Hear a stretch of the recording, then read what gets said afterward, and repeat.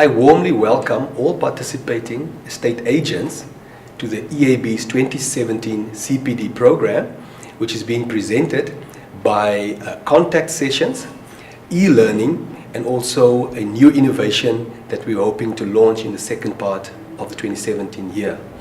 I'm really gratified at the wholehearted support from professional estate agents that the EAAB continues to receive where CPD is concerned. The CPD requirement is prescribed by the EAAB both as the statutory regulator of the sector and also in fulfillment of its professional body obligations. It is to be underscored that CPD is an ongoing process that will continue throughout the career of a professional estate agent.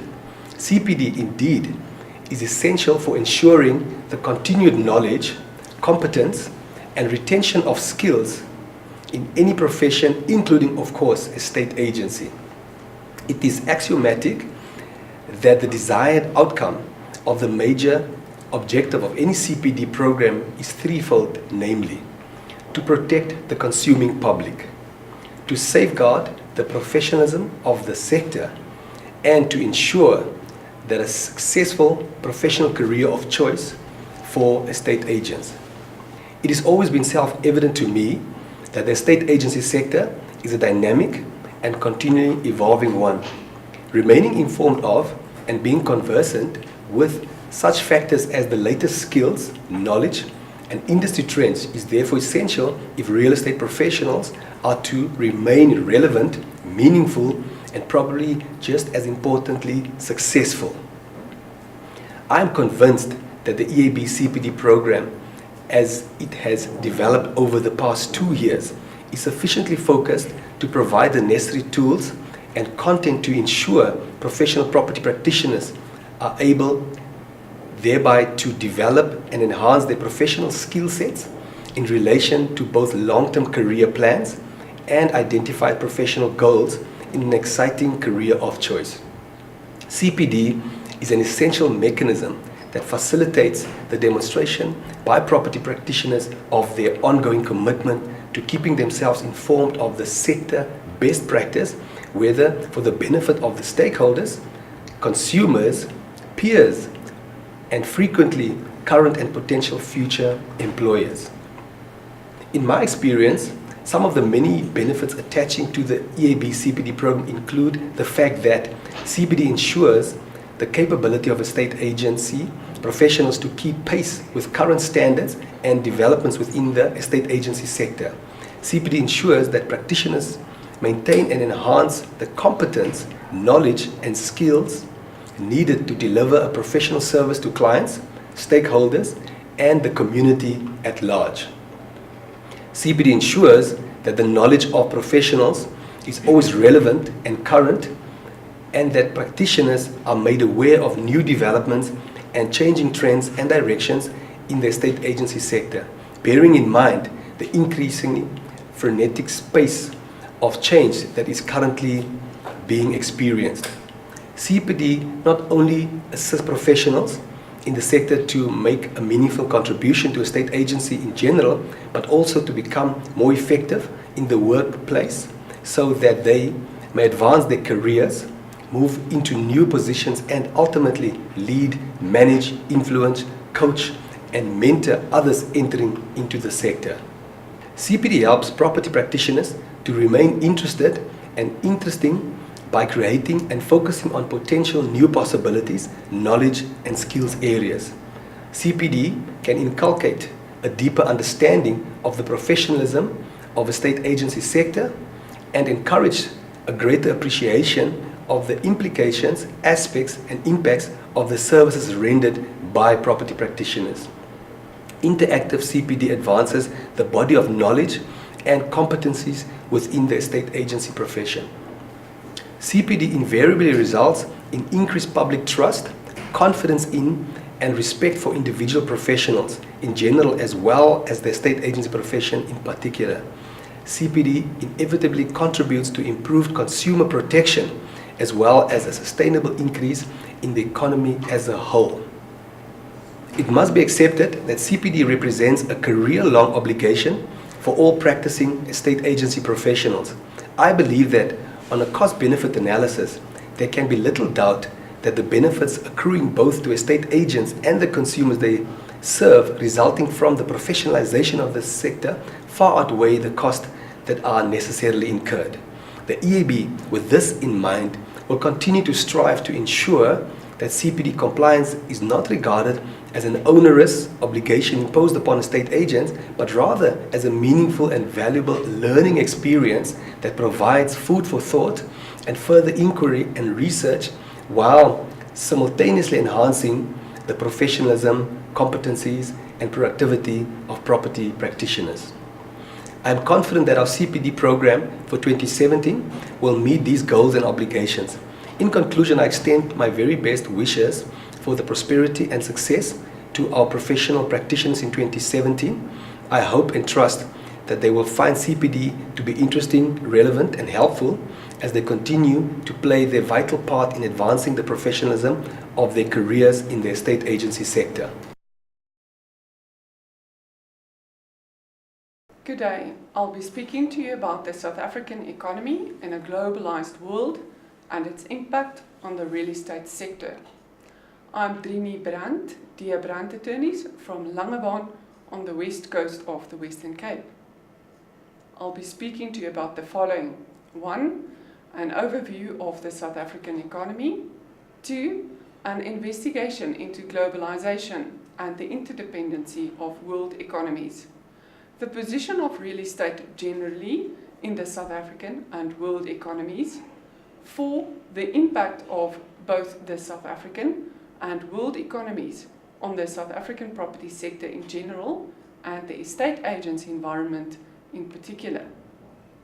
1. An overview of the South African economy. South Africa is a country with a relatively strong economy, with a few strong and weak points. Our country's strong points are the following: our prudent fiscal and monetary policies, relative political stability, a good capital banking system, abundant natural resources such as agriculture, mining, manufacturing, electricity and water, construction, wholesale, retail and motor trade, catering and accommodation, transport, storage and communication, finance, real estate and business services that together contribute to approximately 20% of the gross domestic product. We also have a well-developed regulatory system as well as research and development capabilities, including progressive legal framework and world-class legislation that governs commerce, labor, copyright and other fields of business conforming to international norms and standards.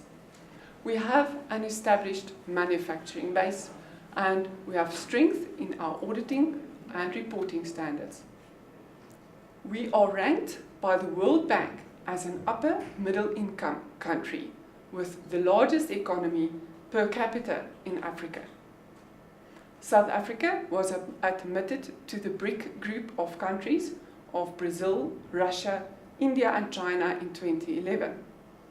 We were ranked 49th in the 2015-2016 Global Competitiveness Report out of 140 countries. The National Treasury are doubling its expenditure since 2002 and 3 in real terms to ensure service delivery outcomes and strengthening the efficiency of public spending and to root out corruption. The South African Reserve Bank implemented an inflation targeting policy and prices have remained fairly steady. Stable and low inflation rates protects living standards for the people in South Africa. The economy is, however, affected by matters such as unrest and pressure in the mining industry and problems in Europe, since Europe is one of South Africa's chief export destinations. The World Bank reports that while the economy continues to grow, especially through domestic consumption, growth is at a slow rate at the moment. The International Monetary Fund, the IMF, cut its prediction for growth in gross domestic product for 2016 from 0.6% to 0.1%. Economist Dawie Rood said that urgent action is needed to kickstart the economy and get it growing at 5%, the lowest rate at which real change could be implemented. There is therefore the downside to the economy as well. The current economic climate also faces weak economic growth, high levels of unemployment and poverty. He said that he is concerned about what is happening in South Africa at the moment. South Africa's economy is staring down the barrel of a credit rating downgrade as the country's finance minister is facing charges, Dawie Rood said. He said that the ratings agencies will act on a potential change in policy or policy uncertainty. Replacing a Minister of Finance will lead to policy uncertainty. The World Economic Forum, however, classifies South Africa as a safe environment platform for expansion into Africa with its #1 ranking in auditing and reporting standards. 2. An investigation into globalization and the interdependency of world economies. Globalization is the integration of economies through exchange of products and ideas. The most important factors to influence globalization are technology and governmental policies.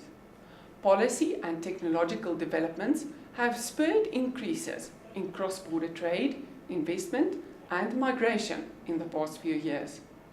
Since 1950, world trade has increased by approximately 20 times. Governments have also negotiated reductions in barriers to commerce and have established international agreements to promote trade in goods, services, and investments. Countries are exchanging products and resources amongst each other, which is mutually beneficial to each country. For example, South Africa is one of the biggest global producers of platinum, coal, and diamonds, which we then export. Germany produces machinery, motor vehicles, and chemical products. China produces electronics, clothes, and footwear. Each country has its own speciality, so to speak. South Africa is rich in mineral resources. Germany produces high-quality products. China produces large volumes of products at a low cost. Every country would export their specialty products to the world and import the products that they do not produce or have great quantities of. The question that often arises is why South Africa doesn't produce so much of its own clothes or cars. The simple answer to that is South Africa would produce its own clothes and cars, but it would struggle to compete with China's quantity and price, as China's labor laws are very different from ours. Each country is also dependent on the other country to export their products and import other products. This concept is called interdependency. The participants in any economic system must be part of a trading network to obtain the products they cannot produce efficiently for themselves. Any change in such a network affects other participants so that the demands for various products and the incomes of the participants are interdependent. 3. The position of real estate generally in the South African and world economies. According to research by the Property Sector Charter Company, the real estate sector is worth approximately 4.9 trillion rand in South Africa. The real estate sector contributes significantly to the country's economy and constitutes approximately 8% of the gross domestic product, according to a South Africa Property Owners Association research report. The study also indicates that about 2/3 of the property owned in South Africa is residential and worth about 3 trillion rand, while commercial property is worth 780 billion rand. Then there is also undeveloped land, zoned for development, and also publicly owned property. Nominal house growth of 5 to 6% was forecast for 2016. South African rental yields are good in large cities. One of the most stable residential property markets in South Africa is Cape Town, as a result of its central location and being a popular tourist destination in Africa. From 2000 to 2006, South Africa experienced an economic boom, which was a result of the financial stability of the emerging black middle class who required accommodation, South Africans who invested money offshore were able to bring their money back into the country, which was predominantly invested in property. South Africa started stabilizing after apartheid. Capital gains tax primary residence exemption raised from 1 to 1.5 million rand. Transfer duty was not payable on properties under 500,000 rand. In 2008, however, South Africa's property market ground to a halt as a result of the implementation of the National Credit Act as well as a global financial crisis. This negative growth continued until 2011. During 2012, the housing market bounced back and house prices started to rise gradually by an average of approximately 3%. ABSA said, nominal house price growth of 5 to 6% was experienced during 2016, with the risk of the downside against the background of economic and consumer sector trends and prospects.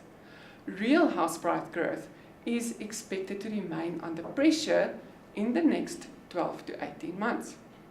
FNB said the average house price growth is estimated at 3% for 2017, but when adjusting for inflation at current rate of 6.5%, it is expected to decline to minus 3.5%.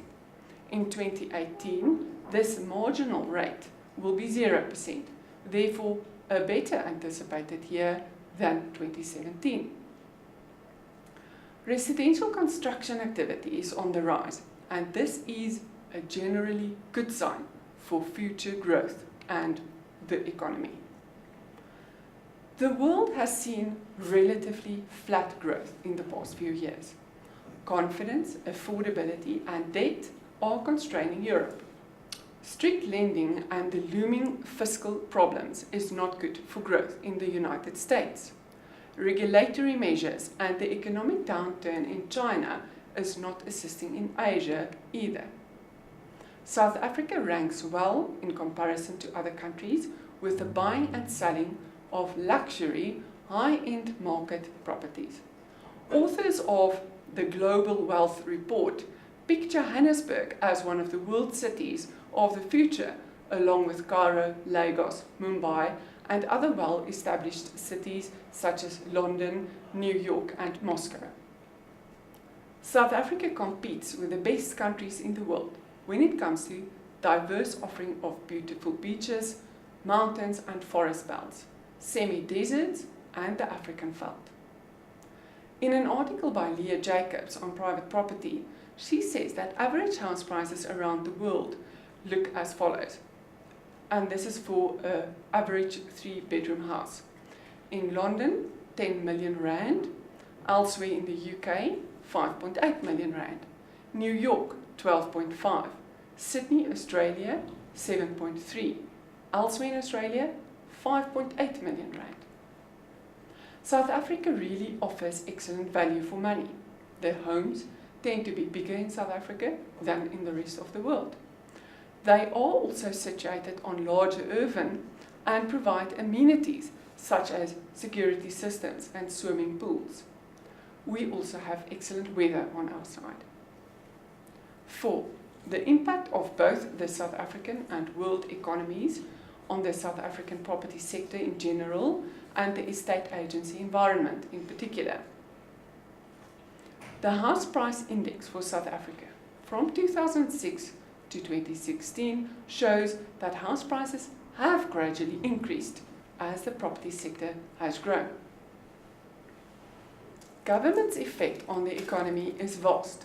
In 2012, the Zuma government introduced the National Development Plan That entailed several statutes and bills that greatly increase the government's interventionist powers and clearly prioritize the redistribution of property and not the expansion thereof. This weakens property rights and reduces private sector autonomy, threatens businesses and undermine investor confidence.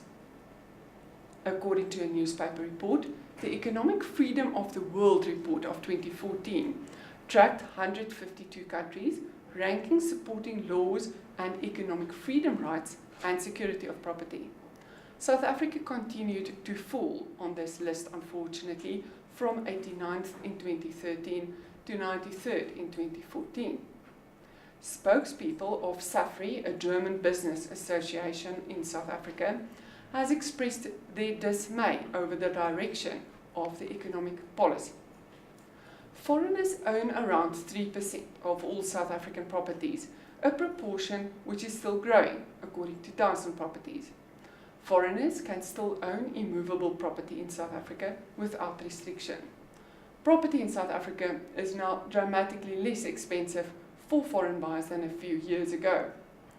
According to FNB's Q4 2015 estate agent survey, there were no major rise in home buying by foreigners. This could be attributed to declining investor sentiment towards South Africa, also reflected in the weaker rand, weaker performance of residential property globally, influencing its popularity as an asset class.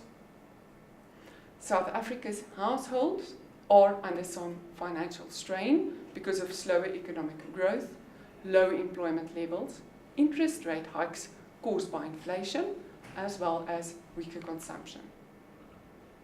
The world's financial markets and the world's real economies have been in trouble for some time. There were a number of imbalances in the world's economy. The Greek debt crisis, the changes in the US and Europe, the immigrant situation in Europe, the economic downturn in China, as well as the South African slow economic growth are also to blame.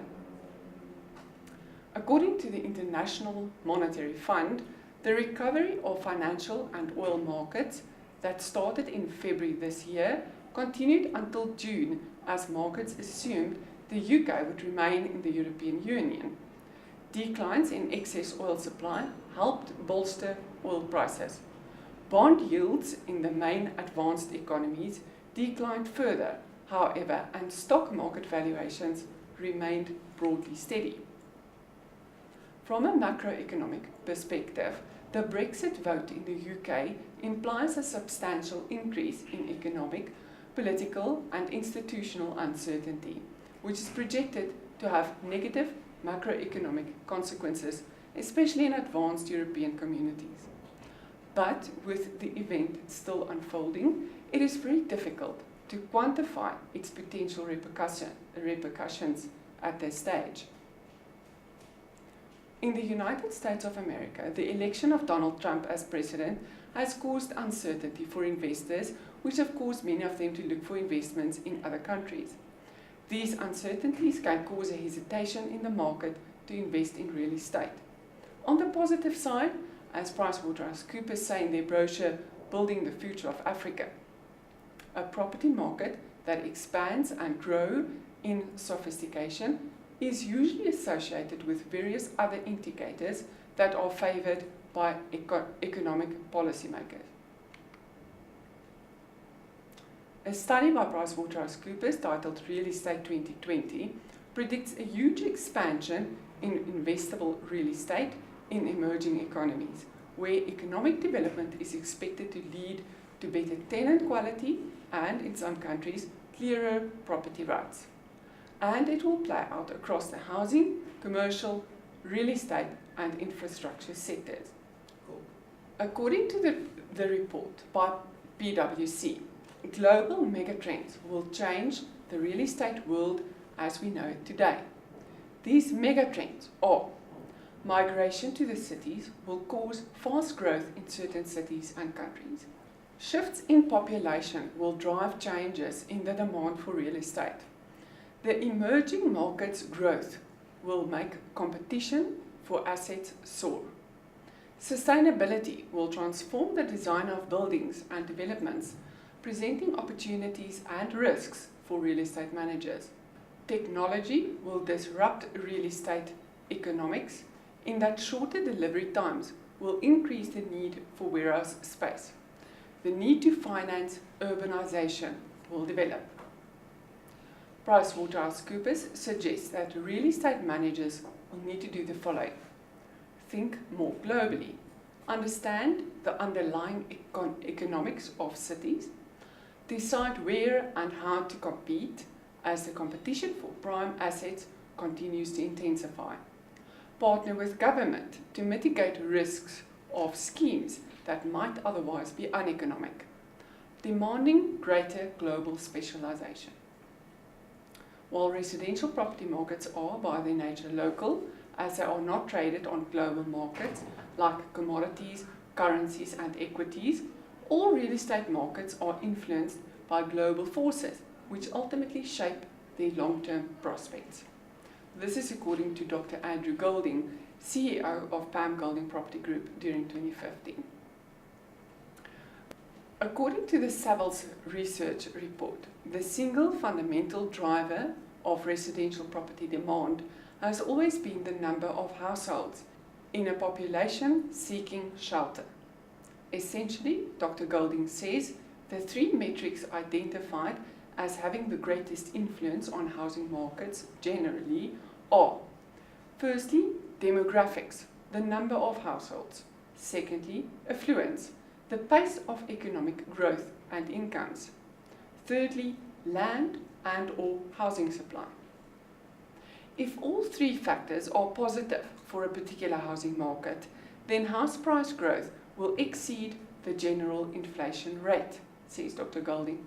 However, he says, the absence of one of these variables is likely to stall a housing market, while the absence of two or more is likely to send property values downward. Dr. Golding sums it up by saying that rapid population growth combines with the ongoing shortage of new housing suggests that the local housing market will continue to enjoy a solid underpinning during the year ahead. And while growth in house prices is likely to be limited to single digits, once the local economic outlook improves, a rebound in house prices can be anticipated. It is also important to remember that a stable national housing market does not preclude buoyant growth in more localized metro housing markets such as we are currently experiencing in South Africa. According to Chris Renikel, MD of Rentprop, we are now expecting to see a return to normal in terms of the counter-cyclicity of the residential and office space markets. The residential property market is expected to remain relatively robust, while we anticipate the office market will continue to experience lackluster trading conditions in the year ahead. He says that while South Africa's financial markets, currency and resources have been volatile for most of the year, residential property in most areas throughout the country has remained on an even keel, and even though growth has been mediocre overall, it has still been a solidly performing asset class. Renikel does not believe that there is a residential property bubble on the horizon for South Africa. Interest rates might go up during 2017. The higher interest rates, no matter how small the increases, will translate into less movement in the residential property market, coupled with lower growth. However, buyers who are relying on finance should bear in mind that since late 2010, we have had one of the lowest interest rates that we have seen since 1979. We believe that although the market is slow and growth in property prices will not significantly increase during 2017, the place for real estate agencies in the market will remain stable and a viable business. The key is always to advise your clients to choose the right investment property to enjoy good capital growth for many years. The variables to consider are price, rental income, area, affordability, rates and taxes, the condition of the property, the value of the property in relation to the area, and the annual increase in the value of the property and surrounding properties in the area. These were my sources and research. I thank you for your time, and please remember to complete your 10 multiple choice questions in order to obtain your CPD points. Thank you.